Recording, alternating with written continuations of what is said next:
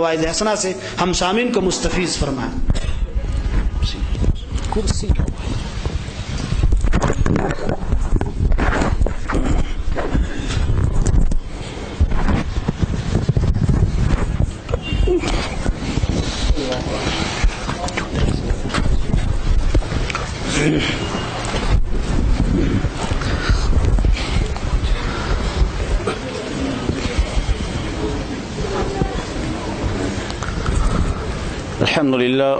الحمد لله نحمده ونستعينه ونستغفره ونؤمن به ونتوكل عليه ونعوذ بالله من شرور أنفسنا ومن سيئات أعمالنا من يهده الله فلا مضل له ومن يضلله فلا هادي له ونشهد أن لا إله إلا الله وحده لا شريك له ونشهد أن سيدنا ومولانا محمدا عبده ورسوله صلى الله تعالى عليه وعلى آله وأصحابه وأزواجه وذرياته وبارك وسلم تسليما كثيرا كثيرا أما بعد فقد قال الله عز وجل في كتابه العظيم يا أيها النبي إنا أرسلناك شاهدا ومبشرا ونذيرا وداعيا إلى الله بإذنه وسراجا منيرا صلى الله تعالى عليه وعلى آله وأصحابه وأزواجه وذرياته وبارك وسلم تسليما كثيرا كثيرا أما بعد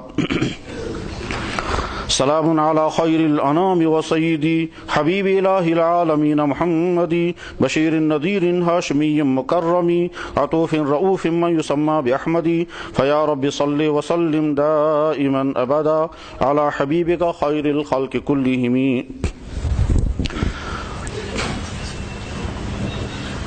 لاکھ ستارے ہر طرف، ظلمت شب جہاں جہاں، ایک طلوع آفتاب دشت و چمن سحر سحر۔ حضرات علماء کرام اور معزز مسلمان دینی بھائیوں، قرآن کریم میں لفظ سراج استعمال ہوا ہے جس کے معنی ہے آفتاب۔ اللہ نے لفظ سراج اس آفتاب کے لیے بھی استعمال فرمایا جو آسمانوں پر چمکتا ہے، اور یہی لفظ سراج استعمال ہوا جناب رسول اکرم صلی اللہ علیہ وسلم کی ذات گرامی کے متعلق بھی۔ آسمان پر چمکنے والے آفتاب کے متعلق قرآن نے فرمایا وجعلنا سراجا وہاجا، ہم نے بھڑکتا ہوا اور چمکتا ہوا آفتاب بنایا۔ یہ وہ آفتاب ہے جو آسمان پر چمکتا ہے اور اتنے فائدے انسانوں کو اور مخلوقات کو پہنچاتا ہے کہ ان فائدوں کی بنا پر دنیا میں ایک باقاعدہ قوم اس آفتاب کو خدا ماننے لگ گئی، جن کو کہتے ہیں سورج پرست۔ کسی شاعر نے یہ شعر کہا ہے اور اسی آفتاب کے مفہوم کو واضح کرتے ہوئے اس نے بہت دلچسپ اور اچھے انداز میں یہ بات کہی کہ جب رات چھا جاتی ہے تو اس رات کے اندھیرے کو دور کرنے کے لیے کوئی انسان اپنے گھر میں چراغ جلاتا ہے، کوئی شمع جلاتا ہوگا، کسی نے اس سے زیادہ بڑا انتظام کیا تو گیس جلایا ہوگا، کسی نے اس سے بڑا انتظام کیا تو آج بجلی چمکتی ہے، آسمان پر ستارے چمکتے ہیں، چاند بھی نکل آتا ہے، لیکن رات کافور نہیں ہوتی ہے، رات برقرار رہتی ہے۔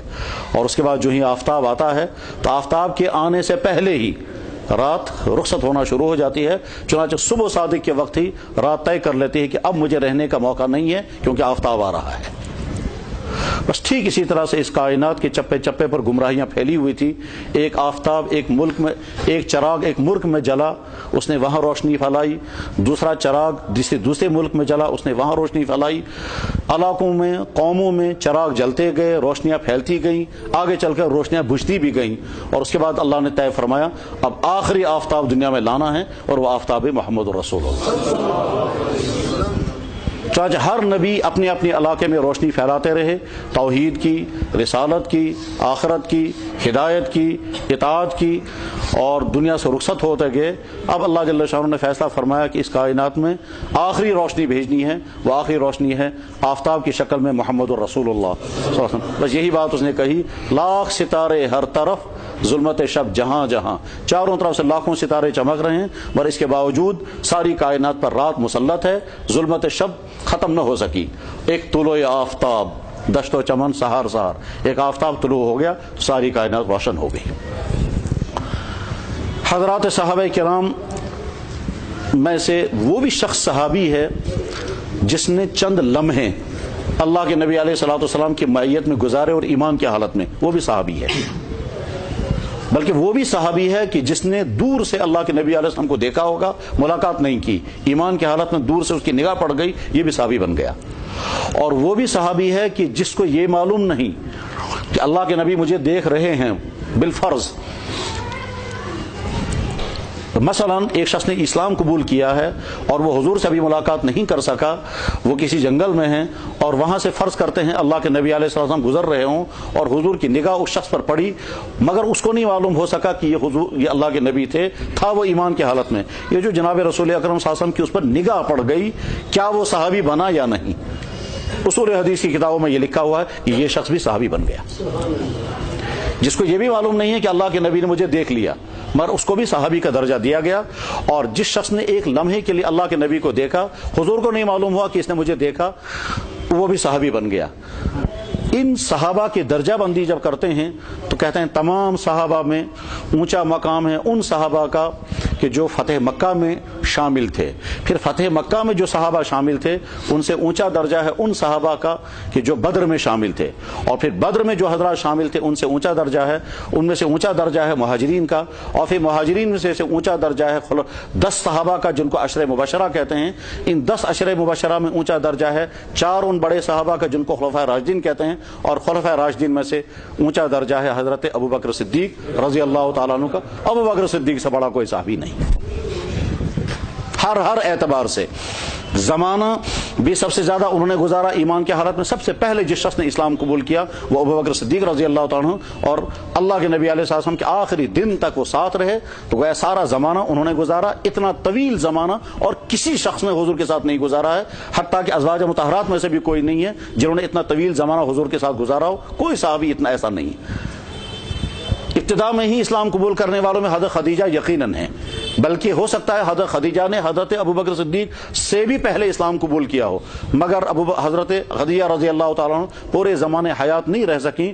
مکہ مکرمہ میں وہ آپ علیہ الصلوۃ والسلام کے ساتھ تھیں، اور جب آپ علیہ الصلوۃ والسلام کی عمر مبارک 49 سال کی تھی تو حضرت خدیجہ دنیا سے رخصت ہو گئی۔ تو اس طرح سے صحابہ میں سب سے اونچا درجہ حضرت ابو بکر صدیق رضی اللہ تعالیٰ عنہ کا۔ دنیا میں مسجدیں ہیں، وہ بھی مسجد ہے جس میں صرف ایک آدمی نماز پڑھ سکتا ہے، وہ بھی مسجد ہے جس میں 2 آدمی نماز پڑھ سکتے ہیں۔ اس کے بعد مسجدیں بڑی ہوتے آخری سب سے بڑی مسجد اس کائنات کے اندر ہے مسجد حرام، یعنی خانہ کعبہ، اس سے بڑی اور کوئی مسجد نہیں۔ اللہ جل شانہ کی بے شمار ملائک پیدا کیے ہوئے ہیں، کچھ کا کام صرف اللہ کی عبادت کرنا، کچھ کا کام دنیا کا نظام چلانا۔ جو کام اللہ نے فرشتوں کے حوالے کیا وہ سارے فرشتے وہ کام انجام دیتے ہیں۔ لا یعصون اللہ ما امرہم، ان تمام فرشتوں میں زیادہ بڑے 4 فرشتے ہیں، حضرت جبرائیل، حضرت میکائیل، حضرت اسرافیل، حضرت عزرائیل، اور ان 4 فرشتوں میں زیادہ اونچا مقام ہے حضرت جبریل علیہ الصلوۃ والسلام کا۔ جبریل سے اونچا کوئی فرشتہ نہیں۔ جیسے فرشتوں میں سب سے اونچا درجہ حضرت جبریل کا، جیسے صحابہ میں سب سے اونچا درجہ حضرت ابو بکر صدیق کا، اور جیسے مساجد میں سب سے اونچا درجہ مسجد حرام کا، بس ٹھیک اسی طرح سے نبیوں میں سب سے اونچا درجہ محمد رسول اللہ۔ آفتاب کے بعد اور کوئی آفتاب آنے والا نہیں، تو محمد رسول اللہ کے بعد بھی کوئی اور نبی آنے والا نہیں۔ جناب رسول اکرم صلی اللہ علیہ وسلم کے بے شمار کمالات میں سے ایک کمال تو یہی ہے کہ حضور خاتم النبیین ہیں، اور حضور کے بعد کوئی نبی آنے والا نہیں ہے۔ ہر مسلمان کو یہ عقیدہ رکھنا لازم ہے، اور اگر اس عقیدے میں ذرا سا تردد یا تذبذب ہوا تو ایمان کو خطرہ ہے۔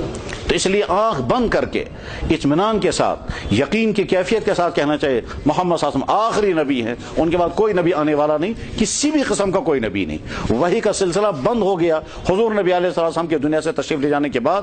اللہ کے نبی علیہ الصلوۃ والسلام پر آخری وحی آخری دن نازل ہوئی ہوگی، اور اس کے بعد پھر جبریل علیہ الصلوۃ والسلام وحی لے کر دنیا میں اب نہیں آ سکتے، یہ بات طے ہے۔ تو اب آخری نبی محمد رسول اللہ صلی اللہ علیہ وسلم، اور وحی کا سلسلہ ختم کر دیا گیا حضور نبی علیہ الصلوۃ والسلام کے دنیا سے تشریف لے جانے کے بعد۔ یہ ہر مسلمان کا عقیدہ ہے۔ جیسے محمد صلی اللہ علیہ وسلم خاتم النبیین ہیں، اور یہ آپ کی خصوصیت ہے، ہر نبی پر ہمارا ایمان ہے، اور ہر نبی کو اللہ نے مخصوص کمالات بھی عطا کیے ہیں۔ مثلا حضرت نوح علیہ السلام کو اللہ نے کمال عطا کیا، 950 سال تک انہوں نے اللہ کے دین کی خدمت کی اور ہدایت کا پھیلانے کا کام کیا۔ اتنی لمبی عمر اور کسی نبی کی نہیں. حضرت موسیٰ علیہ السلام نے اس زمین پر رہ کر کے اللہ سے کلام کیا، اس لیے ان کو کلیم اللہ کہا گیا، اور کوئی نبی نے اس طرح سے اللہ کے ساتھ کلام نہیں کیا. حضرت عیسیٰ علیہ السلام بغیر باپ کے پیدا ہوئے، دنیا میں اور کوئی انسان بغیر باپ کے پیدا نہیں ہوا. حضرت سلیمان علیہ السلام نے ساری کائنات میں حکومت کی، اور کسی نبی نے ساری کائنات میں حکومت نہیں کی. ان تمام نبیوں نے اللہ نے مخصوص اوصاف عطا کیے تھے، لیکن خاتم النبیین ان میں سے کوئی نہیں تھا. خاتم النبی تو ایک ہی ہیں، وہ ہے محمد الرسول اللہ. تو ہر مسلمان کا یہ عقیدہ ہونا چاہیے کہ محمد صلی اللہ علیہ وسلم خاتم النبیین ہیں، آپ کے بعد کوئی نبی آنے والا نہیں ہے. قرآن نے بھی یہ اعلان فرمایا، اور خود جناب رسول اکرم صلی اللہ علیہ وسلم نے بھی یہ اعلان فرمایا کہ میرے بعد کوئی نبی آنے والا نہیں ہے. دیگر بے شمار خصوصیات میں سے حضور کی ایک بڑی خصوصیت یہ بھی تھی کہ آپ نے قیامت تک پیش آنے والے تمام اہم معاملات کے متعلق وضاحت کے ساتھ پیشن گوئیاں فرمائی ہیں، آگے کیا کیا ہونے والا ہے، اور کسی نبی نے اس طرح سے پیشن گوئیاں نہیں کی ہیں. اور اگر کسی نبی نے کوئی پیشن گوئی فرمائی بھی ہوگی تو ریکارڈ میں کہیں نہیں ہے، نہ ان کتابوں میں ہیں جو کتابیں ان نبیوں کی طرف منسوب ہیں. یعنی حضرت موسیٰ علیہ السلام نے اگر کوئی پیشن گوئی کی ہوگی تو کم سے کم آج کی تورات میں تو وہ موجود نہیں، اور اگر آج کی تورات میں موجود ہوگی بھی تو لیکن آج کی تورات اتھینٹک ہے ہی نہیں، وہ قابل اعتماد ہے ہی نہیں، کیونکہ وہ اللہ کی بھیجی ہوئی تورات نہیں ہے بلکہ انسانوں کی لکھی ہوئی کتاب ہے. اسی طرح سے حضرت عیسیٰ علیہ السلام نے اگر کوئی پیشن گوئی کی ہوگی تو کم سے کم وہ انجیل میں موجود نہیں ہے، اور اگر اس میں موجود ہوگی بھی تو چونکہ انجیل قابل اعتماد نہیں ہے اس وجہ سے کہ وہ تو انسانوں کی تصنیف ہے، نہ کہ خدا کی بھیجی ہوئی کتاب. تو وہ انسانوں کی تصنیف خدا کی کتاب نہیں بن سکتی، اس لیے انجیل کو کہتے ہیں انجیل یوحنا، یعنی یوحنا کی لکھی ہوئی کتاب. انجیل مرقس یعنی مرقس کی لکھی ہوئی کتاب. انجیل متی یعنی متی کی لکھی کتاب. یہ آدمیوں کے نام ہیں، تو آدمیوں نے بیٹھ کر کے کتاب لکھی ہے، ان کا آتھر اللہ نہیں، ان کا آتھر انسان ہے. تو کسی نبی نے پیشن گوئی نہیں کی. پیشن گوئی اگر کی ہیں تو صرف جناب رسول اکرم صلی اللہ علیہ وسلم نے، اور اس وجہ سے آپ کو پیشن گوئیوں کا علم عطا کیا گیا، کیونکہ آپ کی نبوت قیامت تک کے لیے تھی. لہذا آپ کا فرض منصبی تھا کہ قیامت تک پیش آنے والے تمام اہم واقعات اور امور کے متعلق آپ وضاحت فرما دیتے. ان بے شمار پیشن گوئیوں کو انسان جب پڑھتا ہے تو ایک طرف سے ایمان کا اضافہ ہوتا ہے، اور دوسری طرف سے تعجب ہوتا ہے کہ آج کوئی واقعہ پیش آ رہا ہے، اور اللہ کے نبی علیہ السلام نے 1400 سال یا 1500 سال پہلے اس واقعے کے متعلق بیان فرمایا کہ یوں ہونے والا ہے. مثلا آج کے زمانے میں دنیا بھر میں کوششیں ہو رہی ہیں ہم جنس پرستی کی، مرد مردوں کے ساتھ نکاح کریں اور عورتیں عورتوں کے ساتھ نکاح کریں.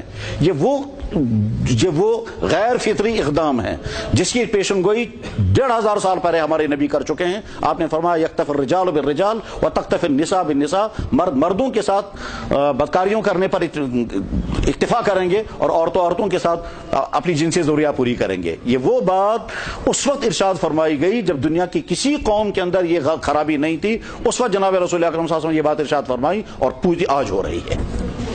سچے نبی کے ارشادات کس طرح سے پورے ہوتے ہیں وہ کتاب الملاحم و کتاب اشارت الساعہ پڑھنا چاہیے. ان پیشن گوئیوں میں سے ایک پیشن گوئی جناب رسول اکرم صلی اللہ علیہ وسلم نے یہ بھی فرمایا کہ میرے بعد 30 جھوٹے آئیں گے، اور ہر جھوٹا یہ کہے گا میں بھی نبی ہوں، خبردار یقین رکھنا میرے بعد کوئی نبی آنے والا نہیں ہے. اب جب اللہ کے نبی علیہ السلام نے پیشن گوئی فرمائی تو ظاہر ہے یہ پیشن گوئی پوری ہونی ہے.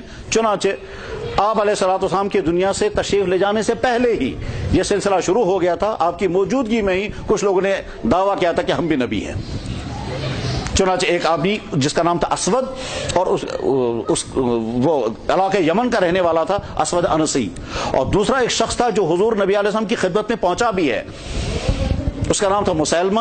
لیکن چونکہ اس نے جھوٹا دعویٰ کیا تھا تو اب اس کے نام کے ساتھ ہی ہے مسیلمہ کذاب، وہ جھوٹا مسیلمہ جس نے اپنے بارے میں یہ گمان کر لیا تھا کہ میں بھی نبی ہوں. اور اس کے بعد یہ سلسلہ چلتا رہا یہاں تک کہ ہمارے قریب کے زمانے میں، جس کی تاریخ ابھی مغرب کی نماز سے پہلے آپ نے سنی، کہ ایک شخص پیدا ہوا جس نے اپنے بارے میں موقع بموقع مرحلہ بمرحلہ گزرتے گزرتے آخر میں اس نے دعویٰ کیا کہ میں بھی نبی ہوں. تو جناب رسول اکرم صلی اللہ علیہ وسلم کی وہ پیشن گوئی پوری ہو گئی. آپ نے پہلے فرمایا تھا جھوٹے لوگ دعویٰ کریں گے اپنے نبی ہونے کا، تو گویا ہمیں پہلے سے معلوم ہے کہ وہ جھوٹا، جو انسان بھی نبوت کا دعویٰ کرے گا وہ جھوٹا انسان ہوگا. جب مرزا غلام احمد قادیانی نے اپنے لیے نبوت کا دعویٰ کیا، اور نبوت کے دعوے سے پہلے بھی کچھ ایسے دعوے اس نے کیے تھے جس کی بنا پر ہمارے تمام اس وقت کے اکابر علماء متحرک ہو گئے تھے، چوکنا ہو گئے تھے، اور اسی وقت سے مرزائیت کی تردید کے سلسلے میں انہوں نے وہ کام کیا جس کے نتیجے میں مرزائیت کے ذریعے مرتد ہونے والے مسلمان بچ گئے، اور جن کے مقدر میں مرتد ہونا لکھا تھا وہ اس کا شکار ہو گئے. کچھ بچ گئے، کچھ واپس آ گئے، لیکن وہ سلسلہ آج تک قائم ہے. ان کی کوششیں ہمیشہ جاری رہتی ہیں اور طرح طرح کی کوششیں وہ کرتے ہیں، اس پہ قسم قسم کے وہ دھوکے دیتے ہیں. ان دھوکوں کی نتیجے میں بہت سارے مسلمان بھی متاثر ہو جاتے ہیں، چونکہ معلومات نہیں رہتی ہیں. اس لیے بس میں بہت ہمارے اکابر علماء پہ تشریف فرما ہیں، اس کے بعد انشاءاللہ گفتگو ہوگی. میں چند باتیں عرض کرنا چاہوں گا جس سے فرق معلوم ہو جائے کہ اسلام اور مرزائیت، مسلمانوں اور مرزائیوں میں فرق کہاں کہاں پر ہے. پہلی بات یہ ہے کہ تمام مسلمانوں کا عقیدہ، تمام مسلمان چاہے وہ کسی بھی مسلک کے ماننے والے ہوں، چاہے وہ حنفی ہوں، چاہے وہ شافعی ہوں، چاہے وہ حنبلی ہوں، چاہے وہ مالکی ہوں، تمام مسلمانوں کا عقیدہ یہ ہے کہ محمد رسول اللہ خاتم النبیین ہے. مرزائیوں کا عقیدہ یہ ہے کہ غلام احمد قادیانی خاتم النبیین ہے. یہاں اگر کہ وہ دھوکہ بھی دیتے ہیں، چنانچہ وہ اپنی کتابوں پر بھی لکھیں گے آیت قرآن کریم کی، ما کان محمد ابا احد من رجالکم ولکن رسول اللہ وخاتم النبیین. اور جب ان سے بات کرتے ہیں تو وہ بھی کہیں گے صاحب ہم بھی تو حضور کو خاتم النبیین مانتے ہیں.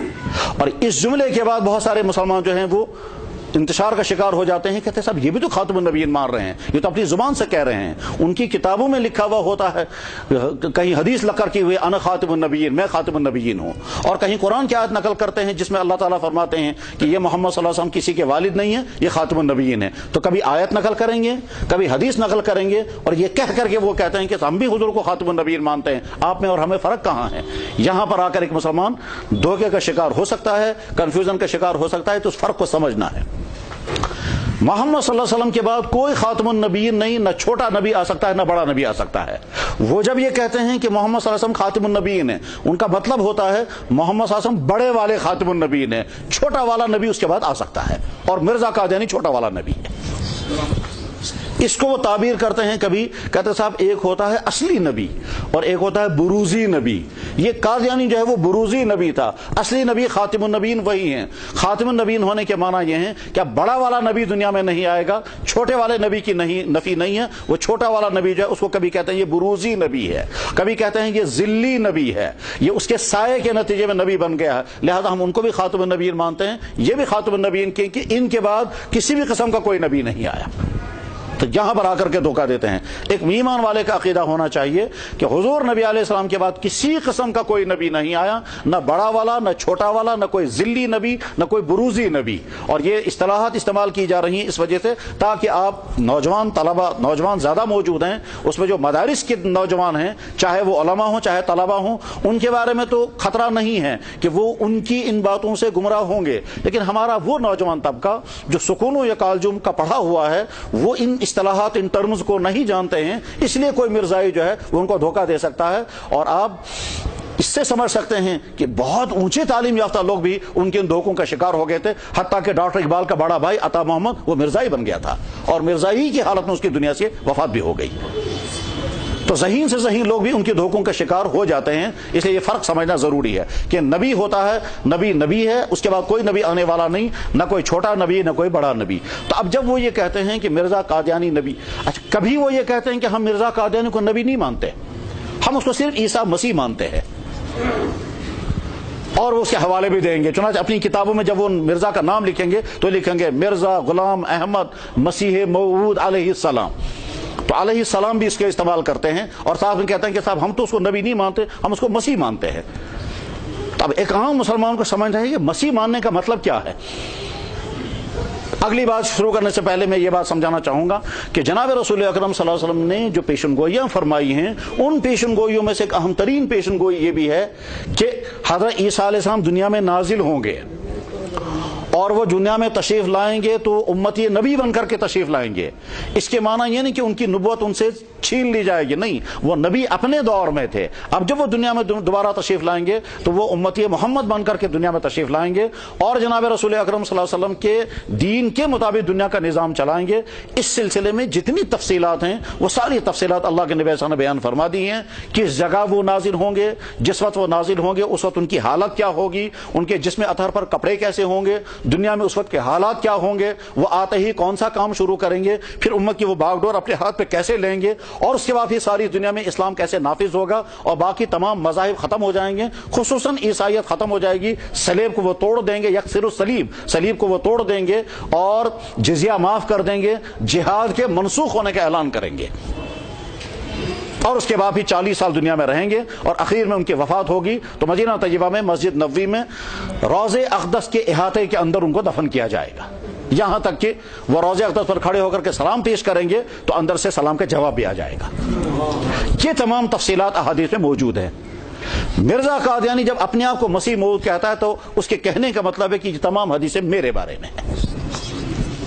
تو گویا ہم ان تمام احادیث کو مانتے ہیں۔ وہ حضرت عیسیٰ علیہ السلام، وہ عیسیٰ علیہ السلام جو مریم کے صاحبزادے تھے، ان کے متعلق یہ احادیث ہیں۔ ان کا کہنا ہے کہ یہ حدیثیں ساری میرے متعلق ہیں، اور اپنے متعلق حدیثوں کو فٹ کرنے کے لیے ضروری ہے ان کو یہ ماننا کہ حضرت عیسیٰ علیہ السلام دنیا میں زندہ نہیں ہیں۔ اس لیے وہ ایک کنفیوژن یہ پیدا کرتے ہیں کہ حضرت عیسیٰ علیہ السلام وفات پا چکے ہیں، نعوذ باللہ من ذالک، ان کو پھانسی دے دی گئی ہے، وہ زندہ نہیں ہیں اور ان کی وفات بھی ہو گئی ہے۔ اب جو عیسیٰ علیہ السلام کے متعلق قرآن کریم کی کوئی آیت یا احادیث ہیں، وہ ساری احادیث میرے بارے میں ہیں اور مجھ پر فٹ ہوتی ہیں، لہذا میں عیسیٰ مسیح بن کر کے آیا ہوں۔ اسی وجہ سے مرزائی جو ہیں وہ غلام محمد قادیانی کو مسیح موعود لکھتے ہیں۔ یہ وہ مسیح ہے جس کا وعدہ اللہ نے کر رکھا ہے، تو جس مسیح کا اللہ نے وعدہ کیا تھا وہ مسیح آ گیا دنیا میں۔ تو ہمارا اور ان میں جو فرق ہے، ہمارے ان کے درمیان جو فرق ہے، ایک فرق ہے ختم نبوت کے مسئلے میں، اور دوسرا فرق جو ہمارے ان کے درمیان ہے وہ کہ وہ مرزا قادیانی کو مسیح موعود مانتے ہیں اور ہم مرزا قادیانی کو ملعون، اسلام سے خارج مانتے ہیں۔ جب اسے دعویٰ یہ کیا کہ میں عیسیٰ مسیح ہوں، تب ظاہر ہے تمام حدیثوں کو اپنے اوپر فٹ کرنا ہے، اور وہ حدیثیں فٹ نہیں ہو پا رہی ہیں۔ ان حدیثوں میں کچھ حدیثیں ایسی ہیں جو خاص جگہ کے بارے میں ہیں۔ مثلا ان حدیثوں میں یہ بھی ہے کہ حضرت عیسیٰ علیہ السلام جب دنیا میں تشریف لائیں گے تو جس وقت وہ دنیا میں اتریں گے تو ان کے جسم اطہر پر 2 چادریں ہوں گی جن کا کلر زرد رنگ کا ہوگا۔ تب مرزا قادیانی سے کہا گیا کہ جناب عیسیٰ علیہ السلام کے متعلق تو حدیثوں میں یہ آیا ہے کہ ان کے جسم اطہر پر زرد قسم کی چادریں ہوں گی، آپ کے جسم پر تو زرد قسم کی چادریں نہیں ہیں، تو آپ کیسے عیسیٰ مسیح بن گئے؟ اب اس نے اسی تعویل کرتے ہوئے اس نے کہا کہ زرد رنگ کی چادروں کا مطلب یہ چادریں نہیں ہیں بلکہ وہ کچھ اور ہیں۔ جی وہ کون سی چادریں ہیں؟ کہ وہ چادریں دراصل یہ ہیں کہ مجھے سر کا چکر آتا رہتا ہے، میری آنکھوں میں اندھیرا چھا جاتا ہے، کبھی کبھی مجھے زرد نظر آنے لگتا ہے، تو یہ جو مجھے زرد نظر آنے لگتا ہے وہ ہے ایک چادر۔ اور دوسری چادر یہ ہے کہ مجھے پیشاب کے قطرے نکلتے رہتے ہیں اور پیشاب کے قطرے جب میرے کپڑوں پر گرتے ہیں تو وہ خشک ہو جاتے ہیں، تو اس کے بعد پھر میرے پاجامہ یا نچلے کا جو کپڑا ہوگا وہ زرد رنگ کا ہو جاتا ہے، تو دوسری زرد چادر یہ ہے۔ یہ ایک ہی بات نہیں ہے، انہیں حدیث میں ایسی غلطیاں کی۔ مثلا ایک حدیث میں ہے کہ حضرت عیسیٰ علیہ السلام جب دنیا میں تشریف لائیں گے تو دجال کا مقابلہ ہوگا اور دجال اس وقت ظاہر ہو چکا ہوگا۔ دجال کا پیچھا کرتے کرتے حضرت عیسیٰ علیہ السلام اس کو باب لد پر پکڑیں گے اور باب لد پر دجال کو قتل کیا جائے گا۔ باب لد اس وقت اسرائیل کا فوجی ہیڈ کوارٹر ہے، تو وہاں پر دجال مارا جائے گا۔ ادھر سے یہودی دجال کا انتظار کر رہے ہیں کیونکہ یہودی جو ہیں وہ دجال کو خدا نبی مانتے ہیں یا خدا مانتے ہیں، تو اس جگہ پر جا کر کے دجال کو وہ قتل باب لد پر۔ اب اس سے کہا گیا کہ جناب عیسیٰ علیہ السلام تو دجال کو باب لد پر قتل کریں گے، تو آپ نے تو کہیں کسی دجال کو نہیں مارا ہے۔ انہوں نے کہا نہیں، باب لد کا مطلب ہوتا ہے لدھیانہ، کہ لدھیانہ سے میں نے اپنی تحریک سٹارٹ کی ہے، تو لد کا مطلب یہ لدھیانہ ہے۔ تو پہلا فرق ہمارا نبوت کے مسئلے میں ہے، دوسرا حضرت عیسیٰ علیہ السلام کے میں۔ حضرت عیسیٰ علیہ السلام کے متعلق ایمان والوں کا عقیدہ کیا ہے؟ حضرت عیسیٰ علیہ السلام اللہ کے نبی تھے۔ حضرت مریم علیہ السلام کے مبارک بطن سے ان کی پیدائش ہوئی، بغیر باپ کی پیدائش ہوئی۔ جس طرح سے انسان مرد اور عورت کے دونوں ملاپ کے نتیجے میں پیدا ہوتے ہیں، اور مرد کا سپرم ہوتا ہے، عورت کا ایگ ہوتا ہے، یہ دونوں ملتے ہیں تو اس کے بعد پھر انسان وجود پذیر ہوتا ہے۔ اللہ نے اپنی قدرت سے مرد کے اس نطفے کے بغیر حضرت عیسیٰ علیہ السلام کو مریم کے پیٹ میں پیدا فرمایا۔ اور جب عیسائیوں نے اس زمانے میں سوال کیا تھا کہ عیسیٰ بغیر باپ کے کیسے پیدا ہو سکتا ہے، اس کا باپ تو خود اللہ ہے، تو جناب رسول اکرم صلی اللہ علیہ وسلم نے جواب میں وہ آیتیں پڑھی تھی کہ تمہیں عیسیٰ علیہ السلام کے بغیر باپ کے پیدا ہونے پر اگر اعتراض ہے تو آدم علیہ السلام کے بارے میں کیا کہو گے؟ وہاں تو نہ باپ ہے نہ ماں ہے۔ ان مسئلہ عیسیٰ عند اللہ کا مسئلہ آدم۔ تو ہمارا عقیدہ یہ ہے حضرت عیسیٰ علیہ السلام بغیر باپ کے اللہ کی قدرت سے بغیر باپ کے پیدا ہوئے، اس کے بعد پھر وہ بڑے ہو کر کے نبی بنے، اور نبی بننے کے بعد پھر نکاح انہوں نے نہیں کیا، نبی بننے کے بعد اپنا دین انہوں نے پھیلایا، اور اس کے بعد پھر اس زمانے کے یہودی، جن یہودیوں نے حضرت عیسیٰ علیہ السلام کو قتل کرنے کا پورا پلان بنایا اور اس وقت ان کے خلاف مقدمہ چلایا، اور مقدمہ چلانے کے بعد پھر ان یہودی عالموں نے ان کو پھانسی کا آرڈر لکھا، اور بعد میں حضرت عیسیٰ علیہ السلام کو پھانسی دینے کے لیے یہودی جمع ہو گئے، اور جمع ہونے کے بعد ان کے جو چند ساتھی تھے ان کو بچانے کی انہوں نے تدبیر تو نہیں سوچی، انہوں نے اپنے بچاؤ کی تدبیر سوچی۔ 12 یا 13 حواریین ان کے ساتھ تھے۔ اللہ جل شانہ نے حضرت عیسیٰ علیہ السلام کو تو آسمان پر اٹھا لیا زندہ، اور ان کے حواریین میں سے ایک کی شکل حضرت عیسیٰ علیہ السلام سے ملتی جلتی تھی، انہوں نے اس کو پکڑ کر پھانسی چڑھا دیا۔ ایسا بکثرت ہوتا ہے کہ ایک شخص کی نسبت دوسرے کے اندر منتقل ہو جائے تو اس کی شکل بھی اپنے اسی مرشد کے سے ملتی جلتی بن جاتی ہے۔ حضرت عیسیٰ علیہ السلام کے حواریین میں سے ایک شخص کی شکل حضرت عیسیٰ علیہ السلام سے ملتی جلتی تھی۔ عیسیٰ علیہ السلام کو اللہ جل شانہ نے آسمانوں پر اٹھا لیا، قرآن کریم میں ہے بر رفعہ اللہ الیہ وما قتلوہ وما صلبوہ، اس کو نہ قتل کیا گیا نہ اس کو سولی دی گئی، بر رفعہ اللہ، بلکہ اللہ نے اس کو آسمانوں پر اٹھا لیا۔ جب آسمانوں پر اٹھا لیا تو گویا عیسیٰ علیہ السلام زندہ آسمانوں پر چلے گئے، اور ان کے بعد ان کی جگہ پر کسی ان کے حواری یا ان کے کسی ساتھی کو پھانسی دے دی گئی، اور عیسائی مطمئن ہو گئے اس زمانے کے یہودی کہ صاحب ہم نے قرائش کو تو مار دیا۔ اور اسی بات کو اب یہ جو قرآن کریم کی آیتیں ہیں، ان آیتوں میں تو صراحتاً معلوم ہوتا ہے کہ حضرت عیسیٰ علیہ السلام جو ہیں وہ زندہ آسمانوں پر اٹھائے گئے۔ تو اس آیت کے معنی بدلنے کے لیے عیسائیوں نے طرح طرح کی تعویلات کی ہیں۔ تو جیسے وہ حدیثیں جو عیسیٰ علیہ السلام کے آسمان پر اٹھانے کے متعلق اور پھر آسمان سے اترنے کے متعلق ہیں، ان تمام حدیثوں میں وہ تحریف کرتے ہیں، معنی بگاڑ دیتے ہیں، اسی طرح سے قرآن کریم کے اس آیت کے معنی بھی بگاڑ دیتے ہیں۔ تو ہمارا دوسرا فرق جو ان کے ساتھ ہے وہ ہے عیسیٰ علیہ السلام کے متعلق ہمارا عقیدہ ہے عیسیٰ علیہ السلام آسمانوں پر زندہ ہیں، اور وہ وہاں حیات ہیں، اور وہ قرب قیامت میں نازل ہوں گے، اور دمشق کی جامع مسجد کے سفید مینارے پر ان کا نزول ہوگا۔ اس وقت مسجد میں مسلمان نماز کے لیے جمع ہو چکے ہوں گے، اس وقت ان کا نزول ہوگا، فرشتے ان کو اتار کر کے رہیں گے، اور وہ اس طرح سے زمین پر آئیں گے کہ جیسے ابھی نہا کر کے آ رہے ہوں، اور پانی کے قطرے ان کے جسم اطہر سے گریں گے، اور وہ آ کر کے نماز کی امامت کرائیں گے، جبکہ یہ جو اقامت پڑھی جا چکی ہوگی۔ اس وقت مسلمانوں کا سربراہ جو ہے وہ امام مہدی ہوں گے، اور امام مہدی کا پورا تعارف بھی حدیثوں میں موجود ہے۔ یہ جو مرزا قادیانی ہے اس نے کبھی اپنے آپ کو مہدی بھی کہا ہے کہ مہدی بھی میں ہی ہوں، عیسیٰ بھی میں ہی ہوں۔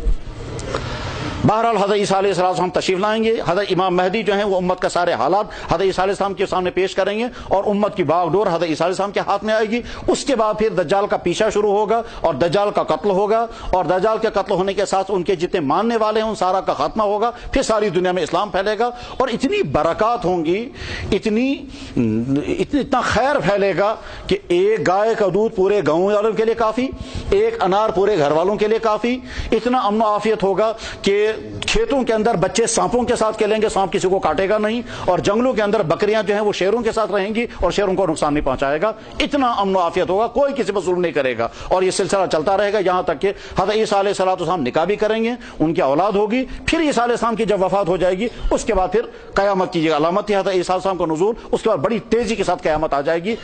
گویا اس بیچ میں آپ یہ بھی سمجھ سکتے ہیں کہ اسلام کا مستقبل روشن مستقبل ہے، چاہے اس وقت کتنے ہی بھیانک حالات کیوں نہ ہو۔ یہ ہمارا عقیدہ ہے۔ ان مرزائیوں نے ان تمام حدیثوں کو اور قرآن کریم کی ان تمام آیتوں کو تحریف کر کے معنی بدل کر کے کہا کہ وہ تمام آیتیں جو ہے وہ عیسیٰ مسیح کے بارے میں نہیں ہیں بلکہ اس غلام احمد قادیانی کے بارے میں ہیں، اس لیے وہ اس کو کہتے ہیں کہ مسیح۔ تو ہمارا دوسرا ان کے ساتھ جو فرق ہے وہ یہ کہ وہ غلام احمد قادیانی کو مسیح مانتے ہیں، اور ہم حضرت عیسیٰ علیہ السلام جو مریم کا بیٹا تھا اس کو ہم عیسیٰ مسیح مانتے ہیں، ان کے نزول کا انتظار کر رہے ہیں۔ یہ جس کا انتظار کر رہے ہیں وہ نزول وہ آ کر کے دنیا سے چلا بھی گیا۔ عیسیٰ علیہ السلام کی دنیا میں تشریف لانے پر پورے عالم کے اندر اسلام پھیلے گا، اور مرزا قادیانی کے آنے کے بعد تو پورے عالم کی تو بات ہی نہیں، پورے ہندوستان کی تو بات ہی نہیں، پورے پنجاب نہیں، صرف قادیان کے اندر بھی اسلام نہیں پھیل سکا، بلکہ شاید ایک شخص بھی ایسا نہیں ہے جس شخص کو مرزا قادیانی نے کبھی کلمہ پڑھایا ہو، یعنی مسلمان بنایا ہو، اور اگر بنایا ہوگا تو مرزا ہی بنایا ہوگا، تو وہ ایک کفر سے نکل کر دوسرے کفر کی طرف چلا گیا۔ ہاں مرزا قادیانی یہ محنتیں کرتا رہا کہ مسلمان مرزائی بن جائیں، لیکن کبھی کسی کافر کو وہ مسلمان بنانے کی محنت نہیں، اور آج بھی ساری دنیا میں مرزائی جہاں محنت کرتے ہیں وہ مسلمانوں کو مرزائی بنانے کی محنت تو کرتے ہیں، لیکن کسی غیر مسلم کو اسلام کی دعوت نہیں دیتے، اس کو اسلام میں داخل نہیں، اور اگر کسی کو داخل کرتے ہیں تو مرزائی میں داخل کرتے ہیں، اسلام میں نہیں۔ ہمارا ایک فرق ہے ختم نبوت کے مسئلے میں، دوسرا فرق ہے حضرت عیسیٰ علیہ السلام کی حیات مبارکہ کے متعلق۔ ہمارا عقیدہ ہے کہ حضرت عیسیٰ علیہ السلام زندہ آسمانوں پر اٹھائے گئے، زندہ آسمانوں میں موجود ہیں، وہ زندہ دنیا میں تشریف لائیں گے، پھر جہاں اسلامی حکومت قائم ہو جائے گی، اس کے بعد عیسیٰ علیہ السلام کی وفات ہوگی۔ ان کا عقیدہ ہے کہ وہ ساری حدیثیں جو وہ مرزا قادیانی پر فٹ کی گئی۔ اسلام میں ایک جو جرائم ہیں وہ جرائم کچھ تو ہے عملی جرائم اور کچھ ہیں علمی جرائم۔ علمی جرائم میں سے ایک جرم مانا جاتا ہے تحریف کرنا۔ تحریف کرنے کا مطلب کیا ہوتا ہے؟ لفظ کو برقرار رکھنا اور معنی اس کو بدل دینا، معنی سے مراد کچھ اور لے لینا۔ چنانچہ یہ تحریفیں بھی کرتے ہیں اور اس تحریف کرنے کے نتیجے میں اگلا انسان جو ہے وہ دھوکہ کھا جاتا ہے۔ اس تحریف کی مثال لے لیجئے، مرزا قادیانی کا بیٹا، ایک اس کا نام تھا بشیر احمد، ایک تھا اس کا بیٹا بشیر الدین، دوسرا اس کا بیٹا ہے بشیر احمد۔ یہ بشیر احمد ہے اس کا بیٹا، اس سے کہا گیا کہ جناب جب ہم مرزا قادیانی کو نبی مانتے ہیں تو ہم کلمہ کیوں پڑھیں گے لا الہ الا اللہ محمد رسول اللہ کا؟ ہمیں تو کلمہ نہیں پڑھنا چاہیے، پھر ہمیں کلمہ پڑھنا چاہیے اسی مرزائی کا۔ تو مرزا بشیر احمد نے کیا کہا کہ جب ہم کلمہ پڑھتے ہیں محمد الرسول اللہ تو محمد کا مطلب وہ محمد نہیں ہے جو عرب میں آیا تھا، محمد کا مطلب یہ غلام قادیانی ہے۔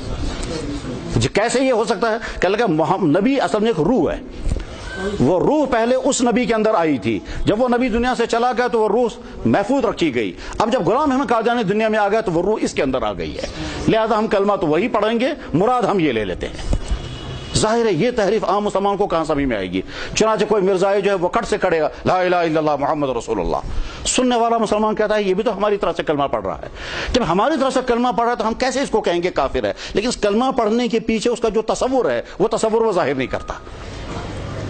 اسی طرح سے وہ حدیثوں میں تحریفات کرتے ہیں، اسے قرآن کریم کی آیت کے معنی بگاڑ دیتے ہیں، معنی بگاڑتے ہیں۔ مثلا جب قرآن کریم کی آیت ہے ما کان محمد ابا احد من رجالکم ولکن رسول اللہ وخاتم النبیین، کہ محمد صلی اللہ علیہ وسلم جو ہے وہ خاتم النبیین ہے، آخری نبی ہے۔ وہ کہتے ہیں نہیں صاحب، خاتم النبیین کی وہ معنی ہے ہی نہیں جو آپ لے رہے ہیں۔ یہ کون سے معنی ہے؟ کہ خاتم کا مطلب ہوتا ہے انگوٹھی، واقعی قرآن میں خاتم کا معنی یہ عربی میں خاتم کے معنی انگوٹھی کے ہیں، اس میں کوئی شک نہیں ہے۔ کہتے خاتم کا معنی انگوٹھی ہیں، محمد صلی اللہ علیہ وسلم کو اللہ نے نبیوں کی انگوٹھی بنایا ہے، آخری نبی نہیں بنایا۔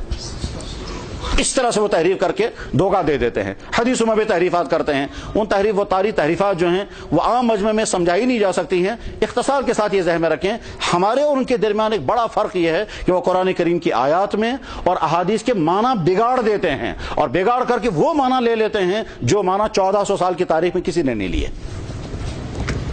اور یہ سارا معنی بگاڑتے ہیں وہ تاکہ مرزا قادیانیت کی یا تو اس کی نبوت کو وہ ثابت کریں گے اور یا پھر اس کو مسیح موعود ثابت کریں گے۔ ہمارا عقیدہ یہ ہے کہ امام مہدی دنیا میں تشریف لائیں گے اور حضرت عیسیٰ علیہ السلام سے پہلے دنیا میں تشریف لائیں گے۔ امام مہدی کے تمام حالات حدیثوں میں موجود ہیں اور ان پر سینکڑوں کتابیں لکھی جا چکی ہیں۔ امام مہدی کون سی شخصیت ہوگی، ان کا نام، ان کے والد کا نام، ان کا خاندان، ان کی شکل و صورت، ان کے بولنے کا انداز، وہ پیدا کہاں ہوں گے، کام کب سے سٹارٹ کریں گے، ٹریس کس جگہ پر ہو جائیں گے، وہ اس وقت دنیا کے حالات کیا ہوں گے، وہ ساری احادیث موجود ہیں اور امام مہدی کے متعلق لکھی ہوئی کتابیں سینکڑوں کتابیں لکھی جا چکی ہیں۔ یہ مرزا قادیانی کہتا امام مہدی کے متعلق جو حدیثیں ہیں وہ حدیثیں بھی میرے ہی بارے میں ہیں۔ اب اس سے کہتے ہیں کہ صاحب امام مہدی کا نام تو محمد ہے اور ان کے والد کا نام کتابوں میں عبداللہ لکھا ہے اور وہ قریش کے خاندان کے تھے، اور آپ تو نہ آپ کا نام محمد، نہ آپ کے باپ کا نام ان جیسا نام ہے، نہ تمہاری ماں کا نام ان جیسا ہے، تو تم کیسے مہدی بن گئے؟ وہ پھر اس میں تعویلات کر کے کہتا ہے نہیں میں مہدی بھی ہوں، تو کبھی کہے گا میں مہدی ہوں، کبھی کہے گا میں مسیح ہوں، کبھی اس کے ساتھ ہی وہ تمام نبیوں کی روحوں کو جمع کر کے کہتے ہیں وہ ساری نبیوں کی روحیں میرے اندر ہے، چاہے وہ کہے گا میں آدم بھی ہوں، میں نوح بھی ہوں، میں ابراہیم بھی ہوں، میں موسیٰ بھی ہوں، میں عیسیٰ بھی ہوں، اور آخر میں کہتا ہے میں خاتم النبیین بھی ہوں۔ ہر مسلمان کا یہ عقیدہ ہے کہ جناب رسول اکرم صلی اللہ علیہ وسلم کے دنیا سے تشریف لے جانے کے بعد وہی اب دنیا میں نہیں آ سکتی۔ حضرت جبریل علیہ السلام دنیا میں اگر تشریف لائیں گے بھی تو وہی لے کر نہیں آئیں گے، وہی کا سلسلہ بند ہو چکا ہے، اب قیامت تک کے لیے دروازہ ہمیشہ کے لیے ختم، اب کوئی وہی اترنے والی نہیں ہے۔ مرزائیوں کا عقیدہ ہے کہ مرزا قادیانی پر وہی آتی تھی اور ان کی کتابوں میں لکھا ہوا ہے۔ مرزا قادیانی خود اپنے بارے میں دعویٰ کرتا تھا مجھ پر وہی نازل ہوتی ہے۔ مرزائیوں کا عقیدہ تو گویا وہ عقیدہ اپنائے ہوئے ہیں جو عام مسلمان اپنا ہی نہیں سکتا، کوئی مسلمان نہیں۔ وہی کا سلسلہ بند ہو چکا ہے، یہ ہمارا عقیدہ ہے۔ وہی کا سلسلہ چالو ہے، جاری ہے، وہ ان کا عقیدہ ہے، وہ الگ ہے اور ہم الگ ہیں۔ اسی لیے جب کوئی مسلمان یہ سمجھنا چاہے گا کہ صاحب مرزائیوں کو کافر کیوں کہا گیا، تو جواب یہ ہے کہ وہ مرزا قادیانی کو خاتم النبیین مانتے ہیں اس لیے کافر، اور جو اس کو نبی مانے گا وہ بھی کافر۔ وہ مرزا قادیانی پر احادیث کو فٹ کرتے ہیں حالانکہ وہ احادیث حضرت عیسیٰ علیہ السلام کے متعلق ہیں، لہذا وہ کافر۔ مرزا قادیانی کو وہ مسیح موعود کہتے ہیں، تو گویا 200 حدیثیں جو ہیں ان کا مصداق وہ مرزا قادیانی کو قرار دے رہے ہیں۔ اسی طرح سے وہ قرآن اور حدیثوں کی تحریف کرتے ہیں، ان کے معنی بگاڑ دیتے ہیں، اور تحریف کرنے پر بھی آدمی ایمان سے نکل جاتا ہے۔ اور نبیوں کی تو بات ہی نہیں ہے، عام شریف انسان بھی کبھی گالی نہیں دے گا۔ دنیا میں نہ ماننے والے نبیوں کے پاس بھی رہے، نبیوں کے ساتھ بھی رہے ہیں، بلکہ زیادہ رہے ہیں۔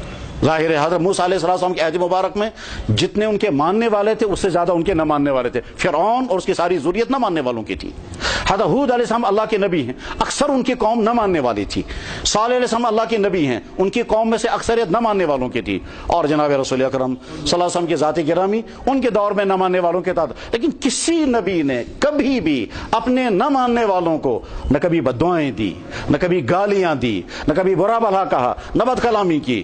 مرزا قادیانی یہ کہتا ہے کہ جو مجھے نبی نہیں مانے گا وہ حرامی ہے، کبھی کہتا ہے وہ کنجریوں کی اولاد ہیں۔ تو یہ تو نبی کا انداز نہیں ہے۔ گالیاں دینا، مغالطات بکنا، یہ جس شخص کا وطیرہ ہو، وہ نبی کو تو کجا، نبی کی شان کجا، وہ ولی، اس کی شان بہت بڑی، وہ تو عام مسلمان کے لیے۔ اللہ کے نبی محمد صلی اللہ علیہ وسلم نے کیا فرمایا؟ سباب المؤمن فسوق، مسلمان کی زبان پر گالی آ جائے یہ فسق ہے، یہ آئے ہو ہی نہیں سکتا کہ مسلمان کی زبان پر گالی آ جائے۔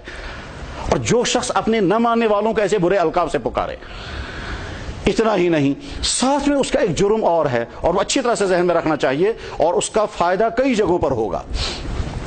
دنیا میں مسلمانوں کی خصوصیات میں سے ایک اہم ترین خصوصیت یہ ہے، اور دنیا کی کسی قوم کے پاس یہ خصوصیت نہیں ہے، اور وہ یہ کہ کوئی مسلمان کسی نبی کی کبھی کوئی توہین نہیں کرے گا۔ کیوں نہیں کرے گا؟ اس لیے کہ ہمارا اسلام جیسے ہمیں سکھاتا ہے اپنے نبی کا احترام کرنا، صحابہ کا احترام کرنا، اسی طرح سے ہمارا نبی ہمارا دین، ہمارا نبی، ہمارا قرآن ہمیں سکھاتا ہے دوسرے تمام نبیوں کا بھی اسی طرح سے احترام کرو۔ ہر نبی اللہ کا مقرب بندہ، ہر نبی پر وحی نازل ہوتی تھی، ہر نبی ہدایتوں کا چراغ ہوتا تھا، ہر نبی تمام گناہوں سے معصوم ہوتا تھا۔ ہم نبیوں کا جب نام لیں گے تو احترام کے ساتھ نام لیں گے۔ ہم کہتے ہیں حضرت آدم علیہ السلام، حضرت ابراہیم علیہ السلام، حضرت موسیٰ، حضرت عیسیٰ علیہ السلام، علی نبینا و علیہم السلام۔ اس طرح سے ہم پہلے بھی اور بعد میں احترام کا، یہ اسلام کا مزاج ہے الحمدللہ۔ اور یہ مزاج کہاں سے پیدا ہوا؟ جناب رسول اکرم صلی اللہ علیہ وسلم کی دین ہے کہ آپ نے یہی مزاج عمر کے اندر پیدا کیا کہ پچھلے نبی، آپ علیہ السلام، میرا نہ ایمان ہے ان پچھلے نبیوں پر، وہ سارے میرے بھائی تھے۔ تو اللہ کے نبی جب پچھلے نبیوں پر خود ایمان لا رہے ہیں، ہم کو بھی فرمایا گیا کہ لا نفرق بین احد من رسلی، ہم ان نبیوں میں کوئی فرق نہیں کرتے ہیں، سارے اللہ کے مقرب نبی تھے، سب پر ہمارا ایمان ہے۔ ہاں یہ بات طے ہے کہ افضل الرسول محمد رسول اللہ ہے۔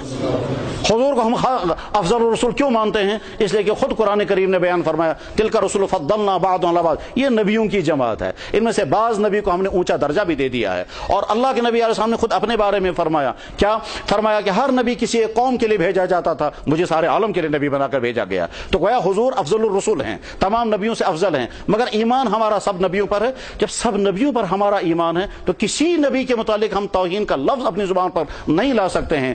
اگر کوئی مسلمان جناب رسول اکرم صلی اللہ علیہ وسلم کی شان اقدس میں توہین کرے گا تو ایمان سے خارج، اسی طرح سے اگر کسی پچھلے نبی کے بارے میں کوئی توہین کرے گا وہ بھی ایمان سے خارج ہو جائے گا۔ یہ ہے اصول، اور ہر مسلمان کا وطیرہ یہی ہے۔ الحمدللہ پچھلی 1400 سال کی تاریخ میں کسی مسلمان نے کسی نبی کی کوئی توہین نہیں کی۔ دوسری تمام قوموں کا ریکارڈ اس سلسلے میں افسوسناک ریکارڈ ہے۔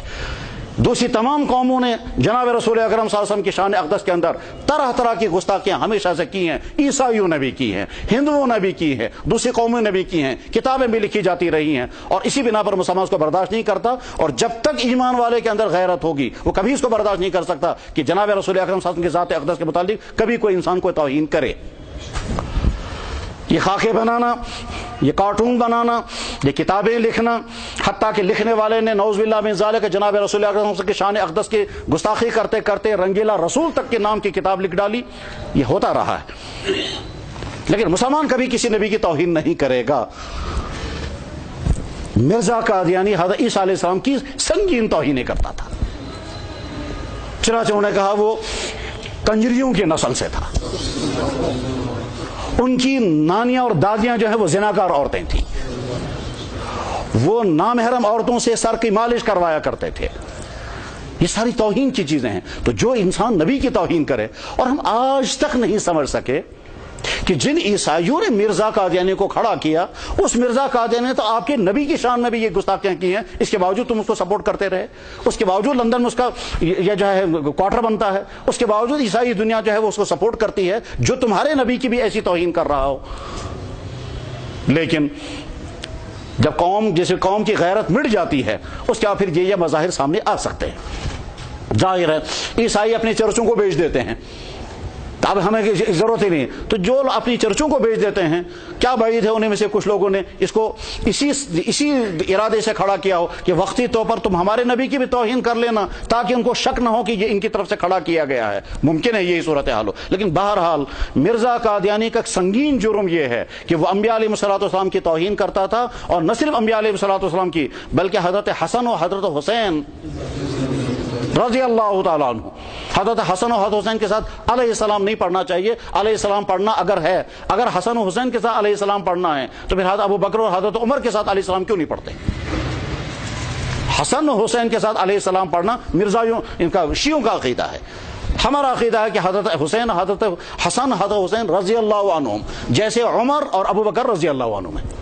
بہرحال وہ حضرت حسن حضرت حسین کی سخت ترین توہین کے الفاظ جو زبان پر لانے بھی مشکل ہے. اس سلسلے میں میں بہت اہتمام کے ساتھ یہ بات عرض کرنا چاہوں گا کہ جب آج کا نوجوان قسم کا لٹریچر پڑھتا ہے تو اپنے دین کے متعلق لٹریچر کیوں نہیں پڑھتا؟ اپنے دین کے متعلق خصوصاً آج کا وہ عہد، آج کا وہ دور جس میں طرح طرح کی گمراہیاں پھیلتی ہیں، طرح طرح کے کنفیوژن ہیں. اس ایسے دور کے اندر اپنے دین کی صحیح معلومات رکھنا اور کسی عالم سے کانٹیکٹ میں رہنا اور رابطے میں رہنا اور ایک ایک چیز کو سمجھنا، یہ آج کے تمام اہل ایمان اور خصوصاً نوجوانوں کی ذمہ داری ہے. ورنہ نہ جانے کنفیوژن کا شکار ہوتے ہوتے کہیں سے کہیں پہنچ جائیں گے. عقائد کے اعتبار سے الگ، مسائل کے اعتبار سے الگ، مسلکوں کے اعتبار سے الگ. تو ٹھیک اسی طرح سے مستند کتابیں پڑھنی چاہیے. مرزائیت کے متعلق بھی مستند کتابیں بہت ساری ہیں، ان میں سے چند کتابیں مثلاً کتاب ہے ثبوت حاضر ہیں جو ہمارے پڑوس کے ایک بیدار مغز عالم نے کتاب لکھی ہے. اس میں اب پورا چپٹر پڑھیں کہ مرزا غلام احمد قادیانی جو ہیں وہ گالیاں کیسی دیا کرتا تھا. یا ایک پروفیسر تھے، پروفیسر محمد الیاس بارانی، جو اصل میں تھے علماء دیوبند میں سے، وہ عالم تھے لیکن چونکہ جامعہ عثمانیہ حیدرآباد میں وہ ساری زندگی پروفیسر رہے ہیں اس لیے وہ پروفیسر الیاس کے نام سے مشہور ہیں. پروفیسر الیاس کی لکھی ہوئی کتاب قادیانی مذہب، اور آج اس کا نام ہے قادیانیت کا علمی محاسبہ. کتاب ضرور لائیں اور ضرور پڑھیں. کوئی مشکل کتاب نہیں ہے، کوئی ٹف کتاب نہیں ہے، سیدھی سادی کتاب ہے. اور اس میں مرزائیوں کی لکھی ہوئی باتیں جو ہے اس میں جمع کی، انہوں نے اپنا کچھ بھی نہیں لکھا ہے. جو مرزائیوں نے خود کہا ہے اپنے بارے میں وہ ساری باتیں اس میں جمع کر دی گئی. تو مرزا غلام احمد قادیانی گالیاں بھی دیتا تھا اور توہین بھی کرتا تھا. تو ایک فرق ہمارے اور ان کے درمیان ہوا ختم نبوت کا. دوسرا فرق ہمارے ان کے درمیان ہوا کہ وہ عیسیٰ علیہ السلام کے متعلق نازل ہونے والی تمام آیتیں اور احادیث کو فٹ کرتے ہیں مرزا قادیانی پر، اور ہم کہتے ہیں کہ جب آیت کسی اور پر فٹ کی جائے تو اس کے بعد پھر آدمی کافر ہو جاتا ہے. اسی طرح سے وہ ایک سنگین جرم کرتے ہیں، وہ کہتے ہیں کہ محمد صلی اللہ علیہ وسلم کے بعد بھی وحی کا سلسلہ باقی ہے، حالانکہ وحی کا سلسلہ ختم ہو چکا ہے. تو تیسری وجہ ان کے اسلام سے خارج ہونے کی یہی ہے. اور چوتھی وجہ یہ کہ مرزا قادیانی جو ہے وہ نبیوں کی توہین کرتا تھا، اور نبی کی توہین کرنے والا جو ہے وہ کافر ہے. بس یہ حسن اتفاق ہے کہ جناب رسول اکرم صلی اللہ علیہ وسلم کی توہین اس نے اس طرح سے نہیں کی ہے، اگرچہ کہیں کہیں اشارات میں وہ توہین بھی کر دیتا ہے. یعنی جب یہ کہتا ہے کہ خاتم النبیین میں ہوں، اس کے معنی کیا ہیں؟ اس کے معنی ہے کہ محمد صلی اللہ علیہ وسلم خاتم النبیین نہیں. کبھی وہ یہ کہتے ہیں کہ صاحب نبوت جو ہے وہ اللہ کی رحمت ہے، اور رحمت ہمیشہ جاری رہتی ہے. جیسے بارش اللہ کی رحمت ہے ہمیشہ جاری، ہوا اللہ کی رحمت ہے ہمیشہ جاری، جتنی اللہ کی رحمتیں وہ ہمیشہ جاری رہتی ہیں. نبوت بھی اللہ کی رحمت ہے، وہ ہمیشہ جاری رہے گی. لیکن ساتھ میں وہ یہ کہتے ہیں کہ مرزا قادیانی کے بعد کوئی نبی نہیں بن سکتا. تو جب نبوت رحمت ہے اور وہ جاری ہے تو مرزا صاحب کی ذات تک ہی کیوں رحمت جاری ہے، اس کے بعد کیوں نہیں؟ اور اگر یہ نبوت جاری رحمت تھی تو مرزا صاحب سے پہلے جناب رسول اکرم صلی اللہ علیہ وسلم سے لے کر کے مرزا غلام احمد قادیانی تک یہ رحمت کس کو ملی ہے؟ یہاں پر اگر وہ خاموش ہو جاتے ہیں یا کنفیوژن پیدا کر دیتے ہیں. مرزائیوں کا ایک عجیب و غریب طرز عمل ہے. وہ کیا؟ وہ اپنے آپ کو جب سامنے لائیں گے وہ کہیں گے جناب ہم عام جیسے مسلمان ہیں، بس جیسے تمہارے ہاں کوئی حنفی ہے کوئی شافعی ہے اسی طرح سے آپ لوگ سنی ہیں ہم احمدی ہیں. فرق اتنا ہی ہے. اور عام مسلمان سوچتا ہے کہ ہاں واقعتاً ان میں اور ہم میں کوئی فرق نہیں ہے. چنانچہ مسلمان ان سے رشتے کرنے لگتے ہیں, ان سے دوستیاں کرنے لگتے ہیں, ان سے ملنا جلنا رہتا ہے. ادھر سے وہ تملق اختیار کرتے ہیں جس کو مسلمان سمجھتے ہیں یہ بڑے بااخلاق لوگ ہیں. اخلاق الگ چیز ہے اور چاپلوسی الگ چیز ہے. چاپلوسی کا مطلب نرم مزاجی دکھانا, اس کو کہتے ہیں تملق. اخلاق نہیں ہے, اخلاق الگ چیز ہے, چاپلوسی الگ چیز ہے. تو وہ بڑی ہمدردی کا اظہار کریں گے, بڑی محبتوں کا اظہار کریں گے. ان کا ڈاکٹر ہوگا وہ فیس نہیں لے گا, ان کا ماسٹر ہوگا وہ ٹیوشن فیس نہیں لے گا, ان کا مالدار ہوگا وہ غریبوں کے آگے فوراً مدد کرے گا. طرح طرح کے ان کے ہٹ کنڈے ہوتے ہیں اور ان باتوں کو دیکھ کر کے مسلمان متاثر ہوتا ہے اور وہ کہتا ہے کتنے اچھے مسلمان ہیں. سائن خود اصل. چنانچہ میں جہاں رہتا ہوں وہاں قریب میں ایک گاؤں ہے, اور گاؤں میں ایک گھر والا بہت غریب تھا. اس کے گھر میں کوئی حادثہ ہو گیا, جوان بیٹا اس کا مارا گیا تو مفلوق الحال ہو گیا. تو اس گاؤں کے مرزائی کھٹا کھٹ آ کر اس کو مدد کرنے لگے. ایک نے کہا یہ چاولوں کی بوری لے لو, دوسرے نے کہا 1000 روپے فی الحال لے لو, کچھ دنوں بعد میں پھر آ جاؤں گا. اور باقی سارے مسلمان آ کر تعزیت تو کرتے رہے لیکن مدد کسی نے نہیں کی. کچھ دنوں بعد اس نے کہا سارے لوگ آ کر مجھے لفظی سہارے تو دیتے رہے, مدد اگر کی تو انہوں نے کی. پھر وہ کہتا تھا ان سارے مسلمانوں سے اچھے تو وہی ہیں. اس کو جا کر جب سمجھاتے تھے وہ کہتے تھے جن کو تم کافر کہتے ہو وہ اصلی مسلمان ہیں, اور جن کو مسلمان کہتے ہو وہ اصلی مسلمان کہاں ہیں. میرے گھر میں فاقے کی نوبت آ گئی تھی, مجھے تو کیونکہ اس کا مکان بھی اڑا دیا گیا تھا, اس کا جوان بیٹا بھی مارا جا چکا تھا. تو اس مصیبتوں میں مدد اگر کی تو انہوں نے, وہ اپنی مدد کے ذریعے سے اپنی مرزائیت کو پھیلانے کی محنت کرتے ہیں. ہماری کوتاہی یہ ہے کہ ہم اپنوں کی مدد نہیں کرتے ہیں. اس کے نتیجے میں ایک طرف سے چونکہ معلومات نہیں ہے اس لیے انسان متاثر ہونے لگتا ہے.